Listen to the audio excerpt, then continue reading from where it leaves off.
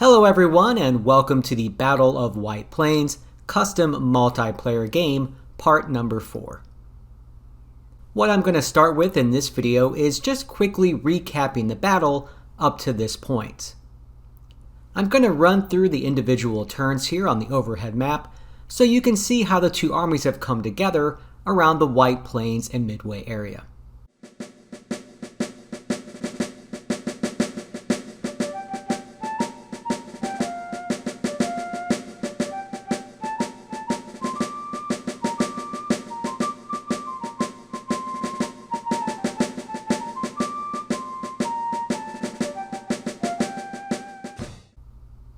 And that brings us to where we are currently at in the game, turn number 10 at 1:40 p.m.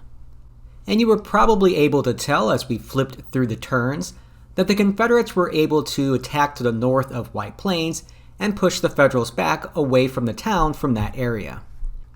And having completed turn number 10, it is going on the 2 o'clock hour, which means it is time for another command meeting. Both sides have command meetings at the top of every 2 hours. These are the only turns in which the team members can communicate with each other during this game. We're going to start here with the Confederate command meeting. It began with Ewell saying that the Yanks are being very passive in front of White Plains and Midway. As a result, I sent 3 of my 4 brigades to assist Jackson's division to try and attack the enemy's left flank. Jackson replied that I was hoping they would fight defensively north of White Plains, but they are falling back on their artillery. There is a gap opening between the Union wings, which we may be able to take advantage of by attacking Midway. I am concerned the Yanks are too strong to attack at Midway, and may be receiving reinforcements from Brooks Corner. It may be advisable to continue the main attack north against the enemy left flank instead. If we can take Midway, then I believe the enemy will have no choice but to counterattack us over open ground to reclaim it. Hill should be able to take Midway with support from Ewell. Stark will tie down the enemy left flank north of White Plains. If we are going to attack Midway, A.P. Hill said, we must move quickly before the enemy can move large forces from Brooks Corner eastward to stop us. Ewell and I should be able to take the objective from the Yankees. I agree. Hill will attack Midway while Ewell moves to support his right flank. Stark will hold White Plains and attempt to keep the enemies north of this position from factoring in the battle at Midway. The Confederates continue to be aggressive in this battle, and they seek to put the Federals on the defensive. And overall, initiative is always a great thing to have in any battle, and the Confederates are fighting hard here to maintain that initiative.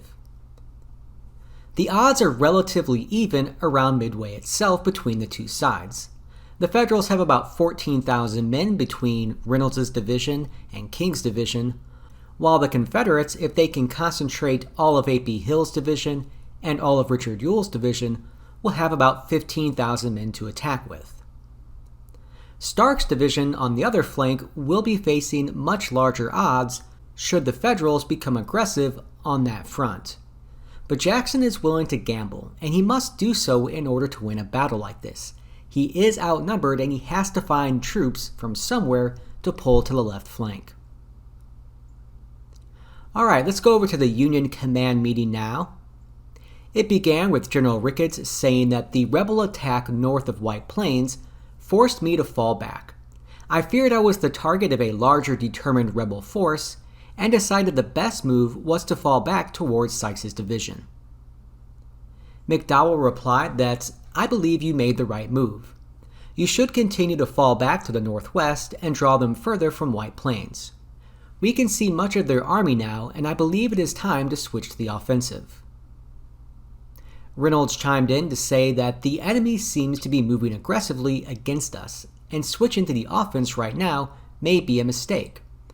I say let them come to us and let's see what happens. The enemy appears strongest north of White Plains, and I believe if we strike for White Plains now, we can defeat them. Sykes will move to join the attack as well, as Ricketts distracts the enemy to the north.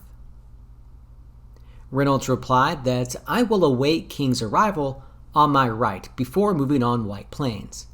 I will also leave Sykes in place until King arrives, then move all at once. So the federal plan looks something like this. King and Reynolds are going to link up around the Midway area and then begin their advance on White Plains. Sykes will reinforce their left flank while Ricketts holds north of White Plains. The Federals are now going to be switching over to the offensive as they begin their push for the White Plains objective. And I do like this move. As I mentioned before, the rebels have had a lot of initiative so far in this battle. And the Federals are now going to try to wrestle that away from them and launch their own offensive to take one of the objective points. But here is the fun part with all of this, and this is what I'm really looking forward to as we get going here.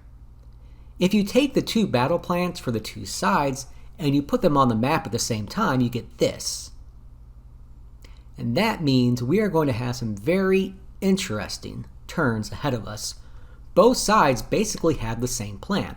They're going to try to pull troops from one flank into the middle of the map and both attack to try to gain the other's objective.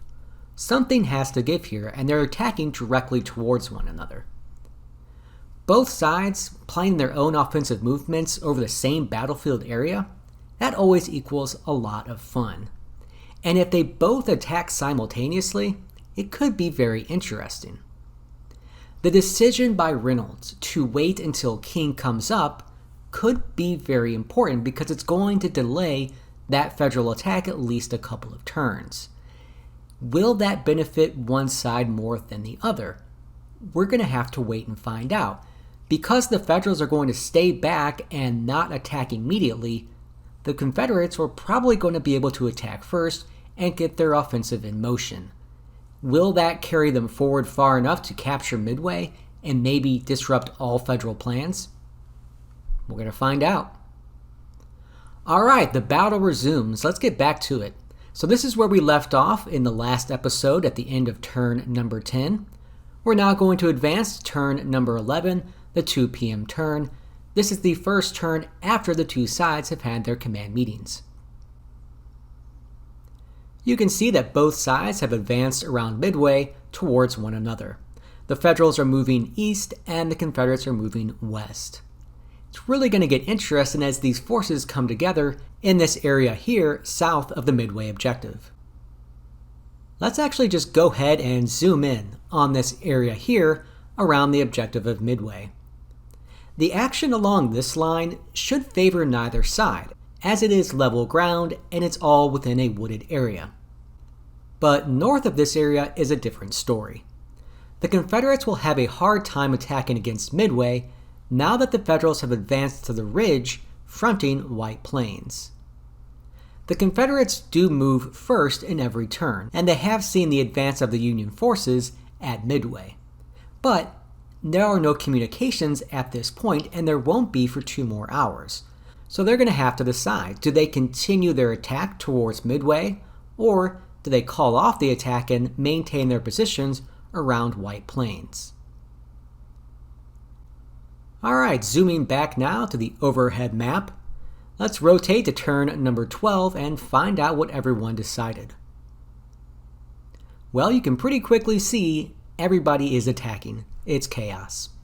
Heavy fighting has broken out around the Midway area as the two armies come together around that objective point, and the casualties are finally starting to rise for both armies.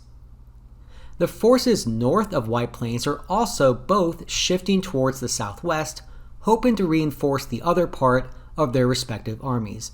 And I think those two forces are going to clash north of the Midway and White Plains area. Going now to turn number 13, and there's been some more action, so let's zoom in on this part of the map here around Midway. And the Confederate attack has reached the Midway objective and captured that place.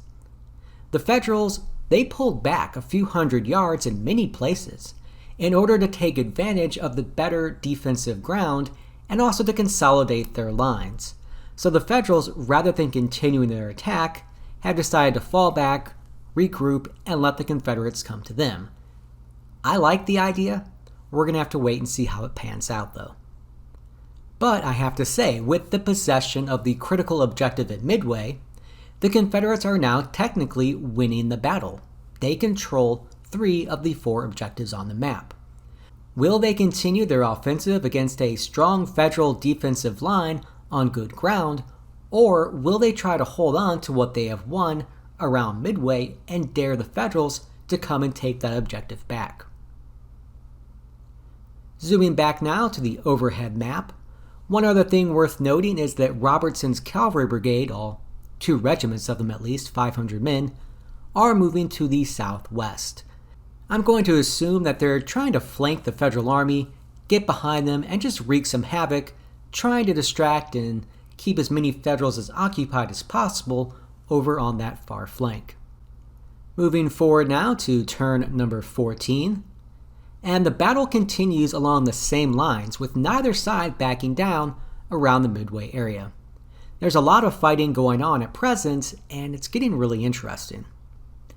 The Confederates have continued to push between the 2 Union halves to keep them separated as long as possible and also to better protect Midway. The first leader casualty has occurred on the Federal right flank as Brigadier General Abner Doubleday was wounded in the fighting. With the battle continuing to shift to the south, I'd probably like to see the Confederates take a brigade and some guns away from their right flank, Stark's division, and send them to support A.P. Hill. There's just a lot of action right now around Midway and south of that area, and the Confederates don't have any reserve to call upon if needed. It's really quiet over on the Confederate right, and I think now is the time to start shifting forces. And with that, we've also reached the halfway point of this game. We are on turn number 14, and there are 28 total turns, so we are at the halfway point. Moving forward now to turn number 15, and again, neither side is backing down as the fighting continues all across the lines. The Confederates have begun to pull from their right flank, and they are moving men and guns towards White Plains, it appears, and this is exactly what I was hoping they would do, and I think it's the right move to make. The Federals have shown no desire to attack the high ground around White Plains, so I think it's a safe move to move men and guns away from that area.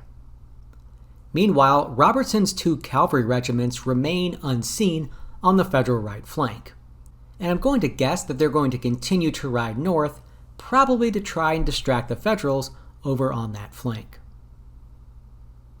Rotating to turn number 16, let's go ahead and zoom in on the main battlefield area here. As you can see, the fighting is occurring now between the White Plains and the Midway area, with all the different divisions now within a confined area. The Confederates continue to hold all of their ground, but the Federal numbers in this stand-up fight are beginning to take their toll on the Confederate Army. I think the best move for the Federals right now is to take even more men away from their right flank and move them to Midway or to their left flank. As you can see, the rebels have a lot of artillery surrounding Midway, and are hoping to hold that objective until the very end of the battle. And they even have more artillery coming up in support of the Midway objective. I think they're just trying to put as many guns as possible in the middle of the board and just daring the Federals to attack against those guns to retake that objective. It's actually a pretty good strategy by the Confederates. Meanwhile, the Federal Army continues to slug it out all along the general lines they have held for the last few hours. I believe they're counting on their superior numbers to just continually wear down the Confederates and eventually defeat them. The Federals do seem to be condensing their lines towards Midway, and it feels less likely that they will attack with Ricketts against White Plains, which is probably cause for Stark to move more men away from that area. And on the other flank, it just feels like King's right flank isn't making much progress to try to sweep around the Confederates. I thought they had an opportunity there, but it just doesn't seem like they're being aggressive enough. So it seems like the main fighting is going to really condense itself around the Midway objective, and it's going to get pretty hairy around that area. Alright, zooming back now to the overhead map. And you know what? It is now 4 p.m. in the game, and that means it's time for another command meeting. But we're going to take a break, and in the next video, we're going to talk about what the two sides are going to do moving forward and what changes they're going to make to their battle plans. But real quick, let's look at the casualties up to this point in the battle. The Confederates have lost 2,319 men, including 4 cannon. Meanwhile, the Federals have lost 1,758 men and just 1 cannon. You can see the casualty totals for the two armies down there, with the red rectangles around them. As far as victory points go, the Confederates have reached 1,008 points and are 26% of the way to their loss limit. Meanwhile, the Federals are at 727 victory points and are 16 points of the way to their loss limit. Remember, in these games, there are 2 ways that the two sides can win. They can win militarily by holding the majority of the objectives at the end of the battle, or they can win by pushing their enemy over their loss limit. So the more points you have, the worse it is. Alright everybody, thank you for watching. I appreciate it, as always. If you enjoyed it, be sure to give it a like on here. You could also put some comments down in the area below. I always enjoy reading feedback from people about the different videos that we post on this channel. Be sure to check out episode number 5, where we continue to follow the battle around White Plains. Until next time everybody, just remember, keep gaming.